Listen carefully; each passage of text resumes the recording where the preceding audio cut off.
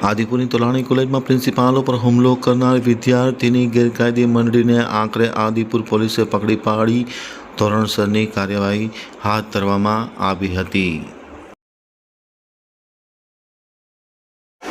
ગત રોજ આદિપુરમાં આવેલી Tolani college of arts and સાયન્સના પ્રિન્સિપલ પર એક વિદ્યાર્થીએ નજીવી બાબતે હિંસક હુમલો કરતા કોલેજ કેમ્પસમાં ભારે તણાવનો માહોલ સર્જાયો હતો. આ ઘટનાના વિરોધમાં આજરોજ મોટી સંખ્યામાં વિદ્યાર્થીઓ આચાર્યના સમર્થનમાં રેલી સ્વરૂપે આદિપુર પોલીસ સ્ટેશન પહોંચ્યા હતા, જે બાદ આ અંગે ફરિયાદ નોંધવામાં આવી હતી.